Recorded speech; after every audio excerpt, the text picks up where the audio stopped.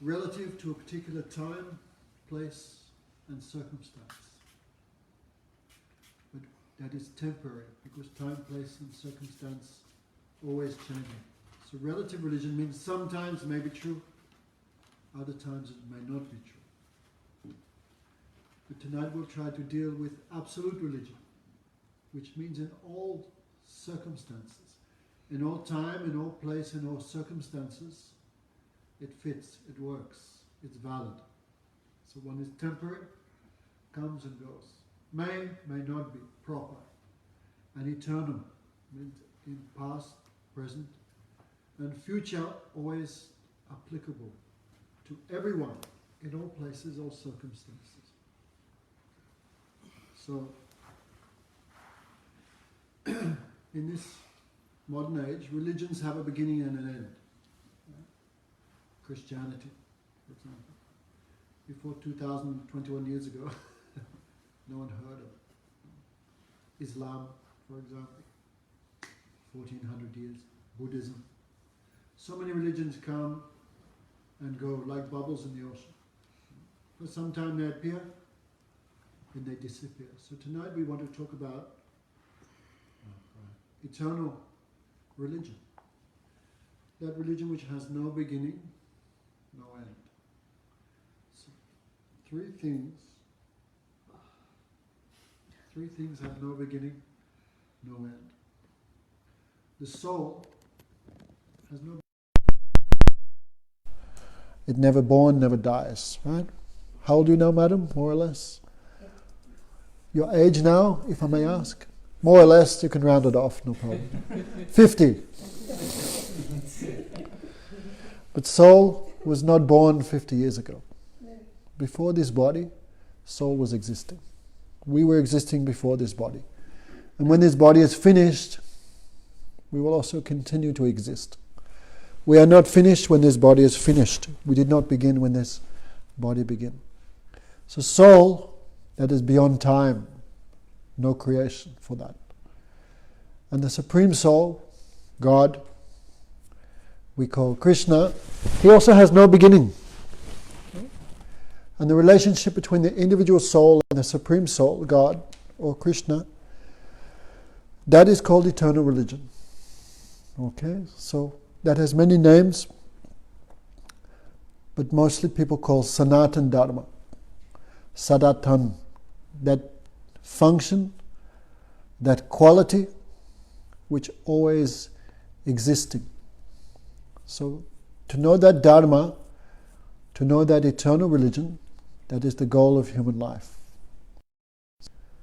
In the Bhagavatam, Savai Pumsam Paro Dharma Yatir Bhakti Adoksaje Ahoitiki Apatiyayat Gyapma Samprasadeti. So Dharma, also another name for Dharma or religion, means occupation. So what is the supreme occupation of the soul? Now people say, I'm a mother, I'm a father, I'm a grandfather, I'm a grandmother, I'm a doctor, I'm a lawyer, I'm a garbage collector. No, I'm African, I'm American, I'm Indian, I'm man, I'm woman. But this is not the eternal occupation of the soul, right? It is not the eternal identity of the soul, only this body. So, Savai Pumsam Paro Dharma. What is the supreme religion of everyone who lives in a house? Pumsam. Here, Pumsam means one who lives in a house. What house? This body is one house. No? Two doors, no, one, what is it? 2 windows, 4 windows, sorry. Door, so many gates. This backbone is like a, what do you call? A beam. These ribs are like pillars. These eyes, nose, mouth like windows and doors. So who lives in this body? That is called Pumsam, no? The soul within the body. And what is the supreme occupation of all souls? Not just human beings, but also cats, dogs. They also have a soul within the body. So that is called Bhakti Yoga. That is the eternal identity. The eternal occupation of the soul is to serve God. Understand? We'll just call him Krishna because easy for us to remember. No? The eternal occupation of all souls, which never changes, has no beginning and no end, that is service to God, service to Krishna. And that service to Krishna have two features: ahoitiki, apratiyata. Ahoitiki means with pure devotion, right? When the soul is not mixed, the true qualities of the soul is not mixed with this world. So, the religion, that soul will have no desires from Krishna. They are not doing business with him. Like everyone goes to the church, the synagogue, the mosque. They offer the candle, which costs 20p, and what they're asking for? What's it called? Euro millions? The lottery? They give some small service and asking so much in return. I want this, I want that, I want this, I want that. But this is not pure, this is mixed. So Krishna spoke this just before the huge, it was like World War, the original World War, 5,000 years ago. So, because God is neutral, everyone is related to him, no one is a stranger or an enemy to him, Krishna not took part in the war. That's also an interesting story. The Mahabharata is a story between two sets of cousin brothers, the Kurus and the Pandavas. So both wanted Krishna on their side during the war, because Krishna as God means unlimitedly powerful, unlimitedly intelligent. So who doesn't want someone like that on their army? So both the leaders of the Kurus and the Pandavas, Arjuna and Duryodhana. Arjuna is the person who asked Krishna 16 questions, and that Krishna's answer, that is the scripture Bhagavad Gita. So Krishna says Arjuna can understand this because he's Krishna's friend and he's also devotee. But Duryodhana, despite having many, many good qualities, was not devotee of Krishna, but very materially expert. So when Krishna was sleeping, both came at the same time to ask Krishna to come and fight for them. So Duryodhana came Duryodhana came, but instead of sitting at the feet of Krishna with some humility, he sat near Krishna's head. Like Krishna sleeping, his head there, he sat there. And when Krishna wakes up, he will see me, and I will ask him. And Arjuna came, but Arjuna sat near the feet of Krishna, humble. So in Vedic culture, even today in India, if a guest comes to your house, whatever they want, you should give them, no matter what it is. So this is a strong part of Vedic culture. You see, even today they have, actually this is in all cultures, a guest comes, they so much serve. So everyone was hoping that when Krishna asks, oh, you are my guest, how can I serve you, what do you want? Then they will say, oh, you should fight in my army. So with that intention both came. But Duryodhana was sitting at Krishna's head, he thought when he wakes up he'll see me directly. But when Krishna woke up, he looked towards Arjuna first. Oh Arjuna, you have come, welcome, welcome. How can I serve you, how can I please you? Then Duryodhana was there, no, I was here first, you should ask me first what I want. Then Krishna was very tricky. He said, true, maybe you came first, but I saw him first. And also he is younger. So he said, you should help the small person first. Arjuna, what do you want? And Krishna knew why they'd come. So Krishna said, you can have me without any army, without any weapons, and I will not fight. You can have me alone. Or you can have my army, the Narayan Sena, which had something like some incredible number of personal soldiers, like 3 million. You can have me, I will not fight, no weapons, or you can have my personal army. Then Arjuna, the devotee, he said, I will have Krishna. Because devotee is never interested in Krishna's things. They're only interested in him. So Arjuna said, I will have Krishna, no weapons, no fighting, but I will have him. Then Duryodhana, the non-devotee, he was very happy. He thought, what Krishna will do with no army and no weapons? Useless fellow, like a eunuch. So I'll take Krishna's army. So Krishna satisfied both of them. Then to test Arjuna, Duryodhana went away with his new army. Then Krishna said, Arjuna, you made a big mistake. What can I do without fighting? Then Arjuna smiled. Are you trying to test me? Are you trying to cheat me? The Supreme Lord can do everything just by desiring, right? Natasya karam karanam chivyadita. No.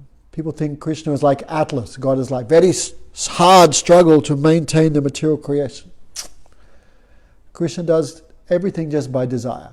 Create, and the material energy manifests the millions of material universes. Destroy, everything finished, just by desire. He doesn't actually have to do anything. So Krishna just have goodwill. Arjuna understand. Krishna just have goodwill towards me. I am guaranteed victory. So problem was during the war, the family was split inside. So on the other side was the general. On Duryodhana, the bad person. On the other side, the side opposing Krishna, the general, his name was Dronacharya. He was such an incredible fighter. I said he had taken a vow to kill 100,000 guys every day. That was how powerful he was. He knew all mystic weapons, fire weapon, wind weapon, mountain weapon. There was practically nothing he could not achieve. He was fully expert in the martial arts, the military arts. So Krishna's side was losing. They thought, unless we finish him, we cannot win the war. So Dronacharya, the general, had one weakness. Actually, he was born in a religious family, a Brahmin family. So Brahmins have no interest in material acquisition, right? They're called the caste system, right? What the British call the caste system. So the head of that is the Brahmanas. Why? Brahmanas have no material desires. They have no acquisition. They don't do any business. Their sole occupation is spiritual engagement. Teachers. So what they do, a Brahmin can only earn his living in 6 ways, right? Teaching the Vedas, being taught the Vedas. What else? Giving charity, receiving charity. And lastly, engaging in worship and doing worship on behalf of other persons. He can't do some business, a Brahmin. So when he was going to school, he made friends with another boy. That boy's name was Drupad. And his father was king of India. So they made friends. So one day Drupad said, "Oh, my friend Dronacharya, after we finish school, if you come to me for anything, I promise I will always help you." No, he promised. Even half my kingdom I can give you. I promise, like that. Because friendship. So after school was finished, Dronacharya went into worship and Drupad became king. So Dronacharya was very poor. I don't know why I'm telling these stories, but anyway. Dronacharya was very poor, very impoverished. How poor he was, he only had one son. That son's name was Aswatthama. He was so poor, he didn't even have a cow, no milk, nothing. So when Aswatthama went to school, the other boys were talking about drinking milk. I have drunk milk. Then Aswatthama had never drunken milk. He didn't know what it was. It means you can imagine how poor he was. So the other boys were making fun of him. This guy never drank milk, what a bum, what a loser, like this. So he felt depressed, and crying, he came home to his father. "Father, I want milk, give me some milk. All other boys are drinking milk, I cannot get." And imagine, father felt how much distress. So again and again his son was asking. So he took a spoon of flour mixed with water, ching, ching, ching. How to stop the boy? No, the boy is weeping. How to stop him weeping? No other medicine. So he gave this glass of flour and water. The boy drank. "I have also drunken milk. Look, I have also drunken milk." Then of course father felt so much shame. What condition I'm in? I cannot even give a glass of milk to my son. Then he remembered his friend from school. Friend said, "Anything you need, I will give you." So Dronacharya went to Drupad, his friend, the king. The gatekeeper said, "Hey, who are you?" "I'm friend of the king. My name is Drona." So, of course, friend of the king, welcome. But the king now become proud because of his wealth and position. He'd forgotten his friendship. "Oh, what? How can you be friends with me?" Friend means equal. And look at you. So I cannot recognize our friendship. I don't know you will go away. So Dronacharya felt so pained by that. This guy has betrayed me. I'll finish him. I'll get him back. So Dronacharya was a Brahmin, but he knew also all the military arts. He knew everything. But he never used, but he knew it all. So in order to get wealth, just to look after his son, and to punish the betrayal of his friend, he became a general in the army of Dronacharya. But I actually have not too much interest in that. But just to teach this guy a lesson, he became general. So Krishna knew this weakness of Drona. No? He had only one weakness, attachment for his son. Understand? The only reason he's fighting is because of his son. So during the war, that time they were riding elephants, chariots, horses, infantrymen, thousands and thousands killing each other like mad. So in the middle of the war, Krishna called out very loudly, "Oh Drona," the general on the other side, "Oh Drona, what's the use in all your fighting? Don't you know your son Aswatthama has been killed?" Right? So Dronacharya becomes stunned. My son killed? How possible? I taught him everything. Maybe possible because such a big war. So for a moment he thought, my son is dead, what I'm fighting for? No need to fight. Which was what Krishna wanted. People hear these stories, but don't misunderstand Krishna. There's always a good thing behind it. Then Dronacharya thought for a second. Cannot believe Krishna every time. Krishna is very tricky because God means everything is in him. So he's also the supreme cheater, if necessary. The supreme truth, but also the supreme untruth, the greatest cheater. But everything is harmonized by his sweetness. Krishna lie, but still so sweet, so attractive. Not like this world. No? We lie, we give pain to someone. But Krishna's lying never give pain. Even if we have to lie, there's always give happiness, bliss to everyone. So both things can be in him at the same time because God means inconceivable. Viruddharmasraya. Impossible opposites can be in Krishna. No harm for him. He has that power of reconciliation. Not like us. We can be good or bad.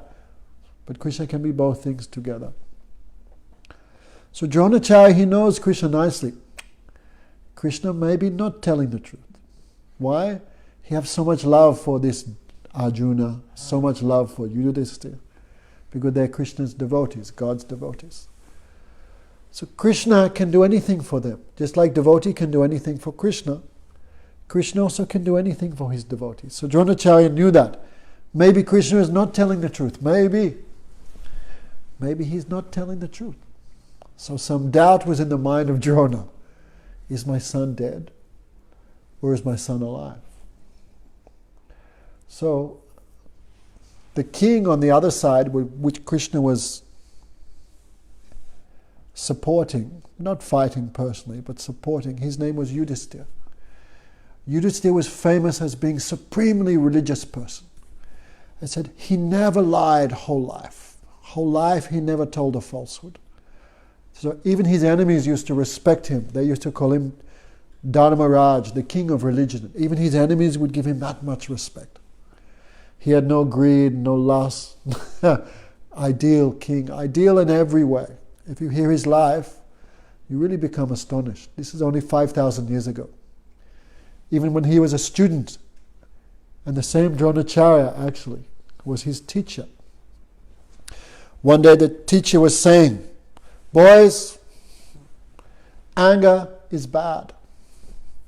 Anger is wrong. Anger destroys intelligence. No, when someone's angry, they forget everything. When someone's angry, they can even kill mother and father, kill their friends, can do anything. So anger should be given up. Anger is wrong. Do you understand? Then all boys in the class, yeah, easy. Then the teacher asked to Yudhishthira. So don't be confused all these names. You understand, Yudhishthira? Anger is wrong. Ma Krodat, don't be angry. You understand? No, teacher, I cannot understand. What? All these other boys understand, and you don't understand? Are you playing jokes with me? Why you are being so obtuse, so foolish? Can't you understand a simple thing? Give up anger. Right? He started volcanoing. And Yudhisthira said, no, I cannot understand. Then teacher goes, well, I'll make you understand. Began thrashing him with a stick. Again and again, beating him. But Yudhisthira, no anger. Teacher has become a nut. Teacher's face is red. He's wailing into the kid. Don't you understand a simple thing? Anger is bad. Cha, cha, cha. No matter how much he beat Yudhisthira become like an ocean.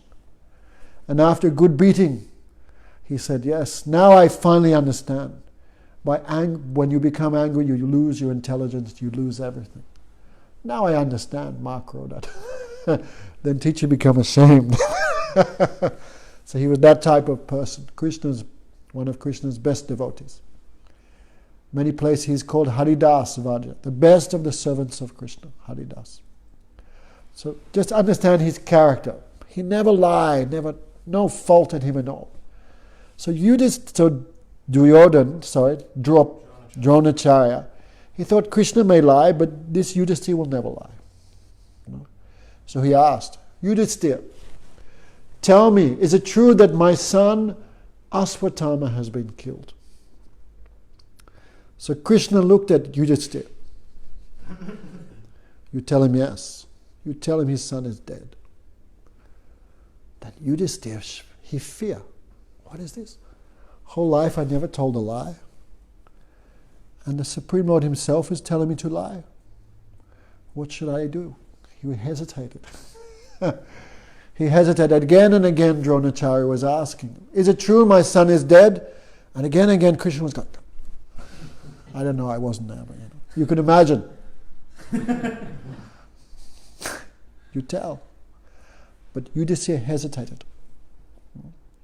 So at that time, the other brother of Yudhisthira saw the problem. He could see this quandary in the mind of his brother. So his name was Bhima. He was a huge warrior. So the son of Drona, his name was Aswatthama. So he killed a huge elephant, and by good fortune, that elephant had the same name as the son of the general, Aswatthama. So Bhima, with his club, he crunched the head of the elephant. You could imagine. The club was covered in brains and fat and blood and brains of the elephant. Yes, I have killed Aswatthama. Look, Aswatthama the elephant. I have killed Aswatthama. I have killed him.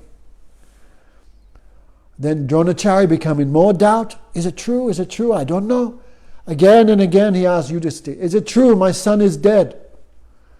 So finally, pressure from Krishna. And maybe some desire to win, we cannot say. But finally, so much pressure, he hanged his head and said, yes, it is true. Aswatthama, the elephant, has been killed. But when he said elephant, Krishna blew his conch shell. So what did Dronacharya hear? Yes, it's true. Aswatthama has been killed. The elephant, which he said softly, no one heard. So Dronacharya gave up fighting. He spread his arrows, like we have we call asan. He sat in meditation, no more desire, and someone cut off his head. That time Yudhisthira, who'd never told a lie, never did anything wrong whole life, before his chariot was 6 inches off the ground. But when he spoke that, his chariot touched the earth. So many people think, oh, he lied. He fell from religion. He deviated from truth because he lied, and as a result his guru was killed. Therefore he fell from religion. He fell from truth. But our teachers have said no. Yudhisthira really, why he fell, not because he hesitated to lie, not because he told a lie, but because he hesitated to lie on the order of Krishna. Can you understand? Many people hear this, become upset. What? nonsense is this? Man, if you can imagine. Actually, I stopped giving this class a few years ago. Because most people just become disturbed. What's this? They cannot understand. But we say that the supreme religion of the soul is not something connected with this world. No? So-called, because this world is always the dichotomies, the dualities of good and bad. But real religion means only one thing, to satisfy the Supreme Lord. So if Krishna was satisfied by Yudhisthira lying, then lying would be the supreme religion. That would be the topmost form of religiosity. What God wants, just do it. Because the Supreme Lord is the embodiment of all religious principles. So satisfying Him will be the highest form of religiosity. Because Yudhisthira fell from that standard. What Krishna wants, just do it. What pleases Krishna, just do that thing. Because he hesitated to act on the complete spiritual platform. He became bewildered and thought, no, morality is higher than satisfying Krishna. For that reason, his chariot fell to earth. So we are not too much interested in so-called morality or immorality. Okay? We should try to go beyond that, because the soul is beyond that also. So even morality, that will always be a servant of devotion. What to speak of any other religious principles, like telling the truth, not stealing, non-violence. So all these other sub-religious principles should always remain in a subordinate position to devotion. If we can understand that, then we can understand that service to Krishna is the highest thing. Because at the end of the day, morality and immorality will just give some temporary result in this world. So I'll explain a little bit. There's one verse by the great saint Raghunath Das Goswami. Actually, the day after tomorrow is his birthday. We call it Appearance Day. The day after tomorrow, the Dwadasi. So he wrote hundreds and hundreds of thousands of verses. Great scholar. But one verse he wrote, very nice one. Na dharmam, na adharmam, shruti ganana nuduktam kilakuro, braje radha krishna pacho padichaja ihanatanu. So these first two lines, he said, my dear mind. Actually, he says, brother mind. Because when we're born in this world, the mind is born with us. He said, my dear mind, catching your feet, I am begging you. You should give up attraction to so-called religiosity, so-called pious activities, good works in this world connected with the body, mind. Give that up. And you should also give up attraction to so-called sinful activities. So both pious and religious actions, which are both discussed so much in the scriptures, you should give both of them up. Why? Because we believe any form of piety disconnected with service to God will only give a temporary result. So we'll ask these ladies, do you believe in reincarnation? Then both ladies said yes. So this body that we have now, this body is a result of our previous actions. Do you believe that? Think. Some people born in very wealthy families. Why? Some people born in wretched and poverty-stricken families. Why? Some people smoke and drink like chimneys, but always healthy. Have you noticed? There was one guy, a Frenchman.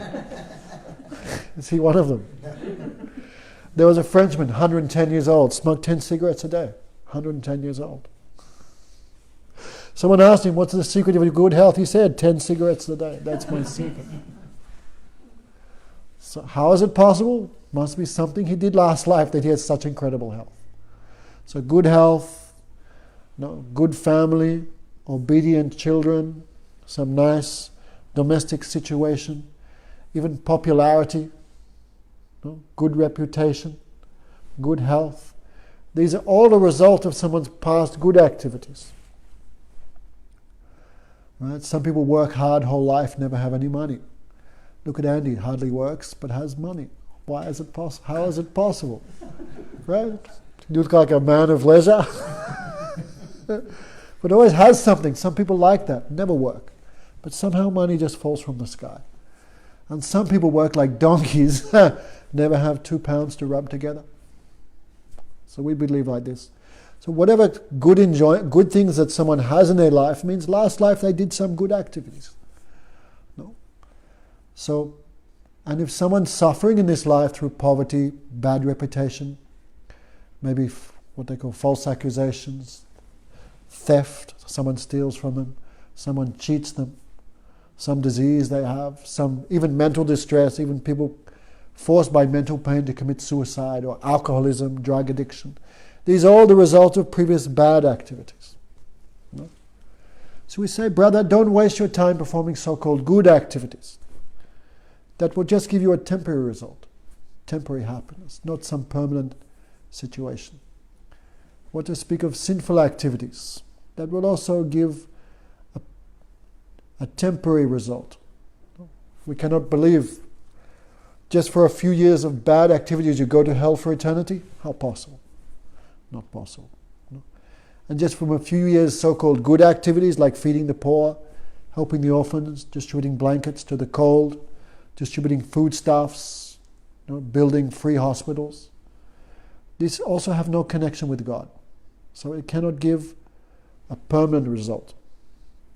So we believe both so-called good activities and so-called bad activities are both the same in one sense. They both give a temporary fruit. So therefore we should try for something which does not give anything temporary. And that is service to Krishna. No? So service to Krishna is not to be confused with some mundane pious action, because the result is millions of times superior. No? So if anything becomes an obstacle to that, then we should give it up.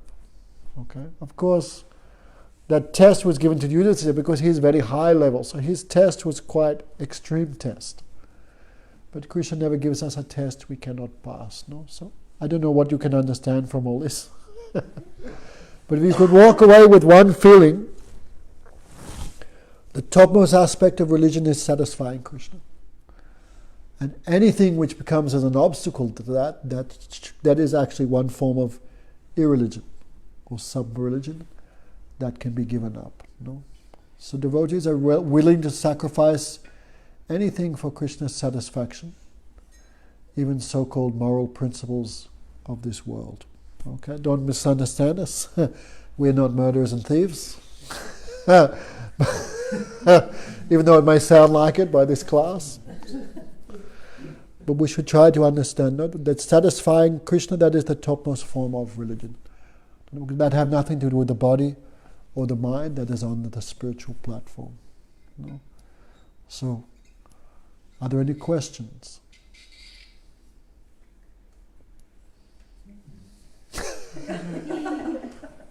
So is it karma then? What? Well, whatever. Karma, in right. the last, Exactly. And we are now tasting, that is karma. that's karma. And So- that's true, is it? That is Is that true? true. But it's temporary. So if you keep eating, what's your name again? Janet, my God. Yeah. If you keep eating meat, what's going to happen to you this life and next life? Yeah. You're going to suffer, right? But then you say people who do good and people who do bad. You get rid of both. I don't understand that, because then how do you help people? There's different ways of helping Yeah. people. If you really got to serve the one person. Krishna, God. If you serve Him, everyone else is satisfied by that. We believe like that. No? How can you serve, like you serve one person, but what about the other 8 billion people in the world? There'll be some fault, because you can't help everyone, right? Maybe help one person, 2 person, 100 person, 1,000 persons. But your so-called charity will not reach everyone. It will not satisfy everyone. And even you help someone by giving some food, but in 8 hours he'll be hungry again. So this charity, we are not saying don't do charity. We are not saying don't help. Don't say, I met the Hare Krishnas. They said, don't think like that. This is one type of mercy. It's a good activity. But it's not the highest. Right? Because no matter how much one day that person will have to die. How will you help them then? So it's one type of mercy. But it's not perfect. Maybe I can explain like this. For example, Gurudev gave an example. There was one wealthy man who built a free hospital. Now the government takes care of it, everything. But in previous times, wealthy persons would do this type of charity work, welfare work. So he made a free hospital. So there was a criminal who was robbing some man's house. The man took a gun, shot the criminal in the lung. Somehow he crawled out onto the street. A man saw, he didn't know this fellow was a criminal, maybe he's just been mugged. He took the criminal to the free hospital. There he was operated on, he got pints of blood, medicine. He stayed 1-2 months in hospital. And when the criminal got out of hospital, what's the first thing he does? He goes back to that man who shot him and killed him. Right? Who's responsible for that murder? The man who opened the free hospital. Right? If he hadn't opened the free hospital, the criminal would be dead and there would be no murder. So even you want to do good to someone, but the result may come back bad. For example, feeding the poor is a good thing, but you feed them meat, then that person is degraded. Who's degrading him? You are. Like a homeless man begs, and you bring out a £10 note and give him. What he does with it? He goes and buys some gin, some dry sherry. He drinks. Who's responsible for his degradation? You are. Well, so there are many forms of charity. But we believe connecting someone with their eternal relationship with Krishna, there's no charity higher than that. No, especially in England, no one's starving to death in England. Right? There's no shortage here of food, clothing, shelter. But still people are so miserable. Why? So what is the highest charity?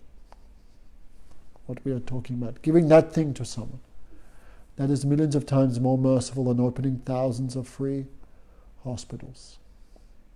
So devotion to Krishna is a science, just like if you want to water the root of a tree, where do you put the water? On the root. No need, if you water on the root, there's no need to water each leaf, twig and branch. So what is the root of the entire creation? Who's that? If you can serve him, then the whole creation become automatically satisfied. No? So it says, Yata toro mulnetsechinana tripyanti tatskanda bujopachan. Like you put food in the mouth, to the stomach, all senses become happy. If you give water on the root, then the whole tree becomes happy. So no need to give our attention and our mercy and our service to the creation. Rather we should give to the Creator. Then the whole creation will be satisfied by that. Okay? There's one, I'll tell one more story then I'll finish. Alexander the Great, he was a child, then his father took him to the temple of Delphi. Have you heard of the Gordian knot? There was a knot there. I don't know what it looked like, but you can imagine. So it was prophesied, who unties the knot, he will be king of the entire world.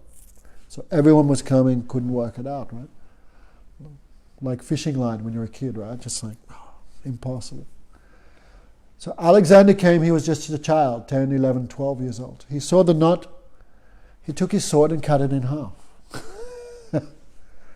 Then some people said he will be king, others said he cheated. He cannot be king. Argument was going. Then they approached the head priestess, who was a lady. So she meditated, he has fulfilled the prophecy, he will be king of the entire world. So don't try and undo the knot. Just hack through it. So only one thing can hack through this cycle of karma. The cycle of cause and effect. So-called good, so-called bad. There's a nice verse. Yad anu dhyanasana yukta karma grantane bandhane. To cut through this cycle of cause and effect, there's only one thing, that is the sword of constant remembrance of Krishna. That is the only thing which can pierce this, which can free the soul eternally from this endless cycle of so-called good, so-called bad. Anyway, it's very tough for you ladies, because first time you're coming, first time you're hearing. I hope it doesn't sound too strange, too wonderful. So, very easy way to serve Krishna in this world. No? Just chant his names. No? We heard these. So sweet, so simple, not difficult. Even the poorest man can satisfy Krishna just by chanting his names. No? The richest man may also satisfy Krishna just by chanting his names. The fool, the uneducated, the illiterate, he can also please Krishna just by chanting his names. And the very pious, wealthy, educated person may also satisfy. So this name is applicable to everyone at all time, all places, all circumstances. No? Like Mother, what's your name? Inika. God. She was saying, can't meditate, knees hurt. This. But name is so easy. While gardening, Hare Krishna, Krishna Krishna, Hare Hare, Hare Ram, Ram. On the bus, in the Ferrari, on the tube. Also.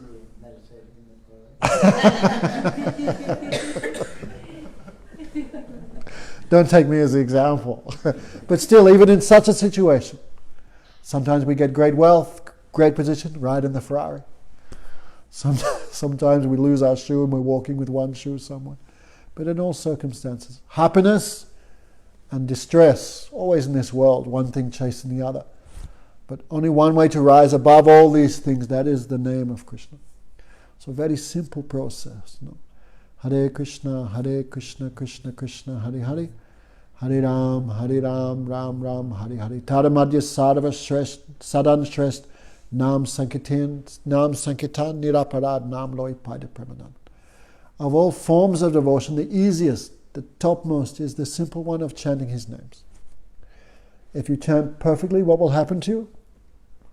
You'll get love of God. You'll see Krishna face to face. You can attain him by the chanting of the names. No? Any questions, Mother? Is Krishna another name for God? Krishna is another name for God. Name, right. Actually, God has millions of names according to his qualities. What's the Christian name of God? Doesn't have one. Little bit hard, right? Yeah. Jesus said, Our Father who art in heaven, hallowed be thy name. Yeah. But if you don't know the name of God, it makes it a little difficult. Actually, because Christianity comes from Judaism. Jews have no name of God. Did you know that? Anyway, if you want to get technical. So Krishna is a name of God. Any name one can chant. But this name has special sweetness. Because one quality of God, the topmost quality, will be his beauty. His power we do not consider the topmost quality. But his sweetness, that is the topmost quality. So Krishna means the all-attractive. One name of God, Krishna. So if you chant Krishna, Krishna, you can realize, you can taste his aspect of sweetness. So, very sweet method. Understand? So, if you can develop a little faith in these names, a little attraction, a little taste in these names, then quickly you'll see all your impediments, all your bad things will be automatically removed. No, you were saying mad monkey of the mind, right? She said herself. You are not the only one who is suffering under the jumping of the mad monkey. But what is the remedy? Right? If you go to a doctor, he can give you a new eye, new nose. No. New eye, new teeth. What else he can give you? New joints. Yes, new knee. New heart, new knee.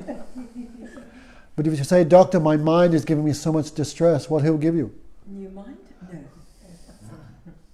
No medicine for that. No. How to purify the mind. Because all unhappiness comes from the mind. If someone insults us, if mind is pleased, we don't even care for that. Right? So all happiness and distress come from mind. So mind is controlled, then you can really feel peace. You can really feel bliss. So easy method is by his names. This will purify the heart. Now we're thinking of so much rubbish, right? Because the mind is a collection of so many impressions from this life and previous life, right? In the car, Andy was telling me some of his remembrances of school. Right? So mind is full of that. So how to purify that? By these names. No? So when mind is purified, then in the purified mind, Krishna will appear there. But in the contaminated mind, no hope.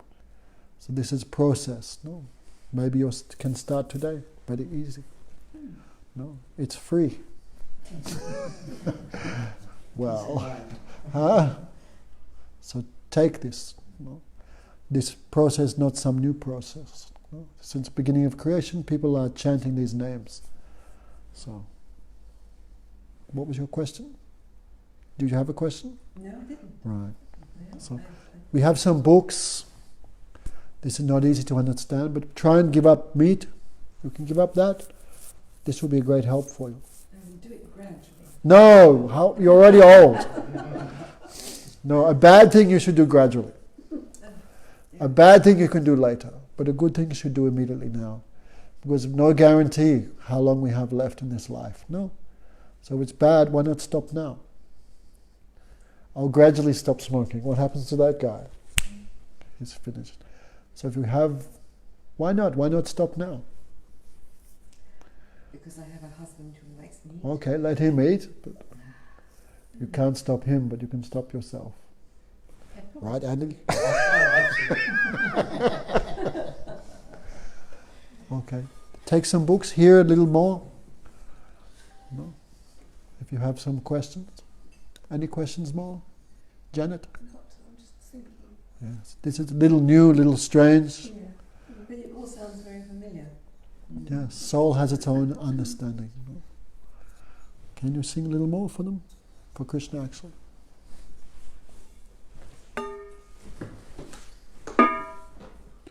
What time will we start? 6? 6:15. See, 2 hours gone. Who knows where it went?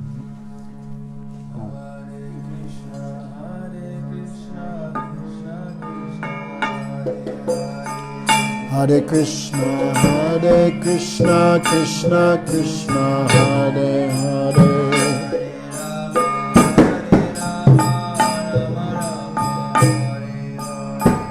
Hare Rama, Rama Rama, Hare Hare.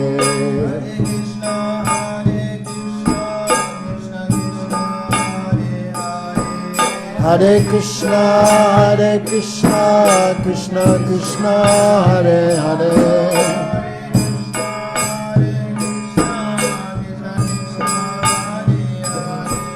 Hare Krishna, Krishna Krishna, Hare Hare. Hare Rama, Rama Rama, Hare Rama, Rama Rama, Hare Hare.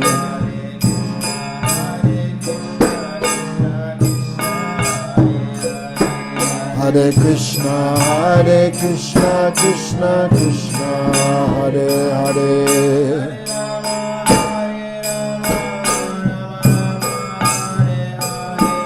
Hare Rama, Rama Rama, Hare Hare.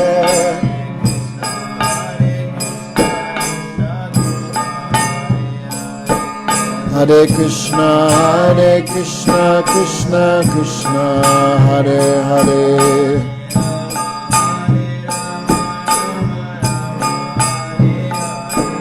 Hare Rama, Rama Rama, Hare Hare.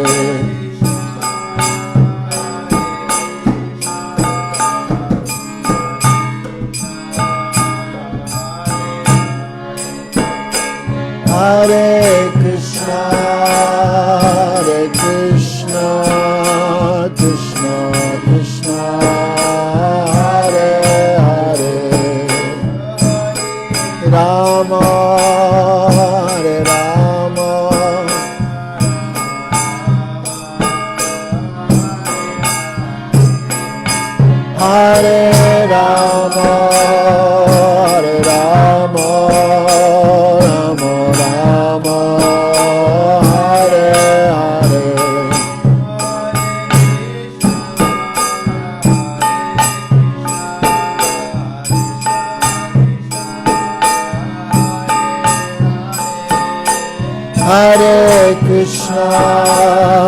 Hare Krishna, Krishna Krishna, Hare Hare,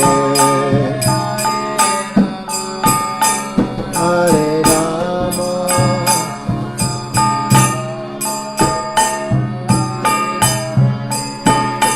Hare Rama, Hare Rama, Rama Rama, Hare Hare,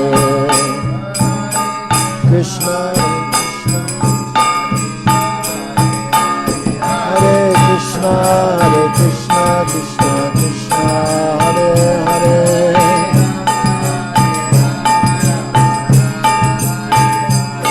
Hare Rama, Hare Rama, Rama Rama, Hare Hare,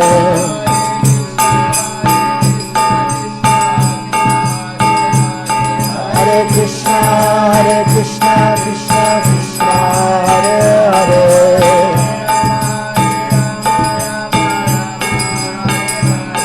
Hare Rama, Rama Rama, Hare Hare,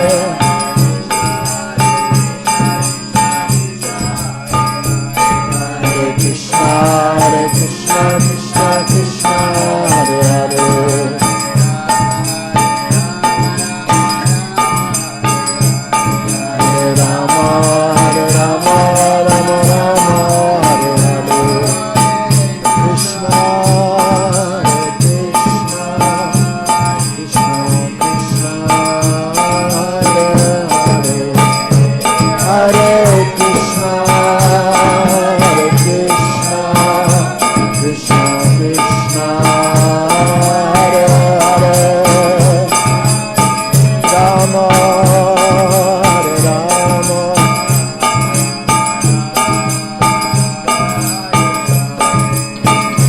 Hare Rama, Hare Rama, Rama Rama, Hare Hare,